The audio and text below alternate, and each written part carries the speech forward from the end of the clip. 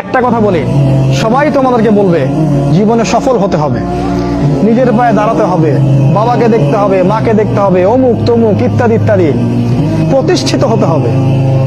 শোনো, সাফল্যের একটা সংজ্ঞা দিয়েছেন আল্লাহ কোরআনে, একটাই সংজ্ঞা, ফামান যুহজিহা আনিন নার ওয়া উদখিলাল জান্নাহ ফাকাদ ফাজ। ওই দিন কিয়ামতের মাঠে যাকে জাহান্নাম থেকে বাঁচানো হবে আর জান্নাতে প্রবেশ করানো হবে, এই ব্যক্তি হচ্ছে সফল। অতএব জীবনের উদ্দেশ্যটাকে একটা কথা বলি, সবাই তোমাদেরকে বলবে জীবনে সফল হতে হবে, নিজের পায়ে দাঁড়াতে হবে, বাবাকে দেখতে হবে, মাকে দেখতে হবে, অমুক তমুক ইত্যাদি ইত্যাদি, প্রতিষ্ঠিত হতে হবে। শোনো, সাফল্যের একটা সংজ্ঞা দিয়েছেন আল্লাহ কোরআনে, একটাই সংজ্ঞা, ফামান যুহজিহা আনিন নার ওয়া উদখিলাল জান্নাহ ফাকাদ ফাজ।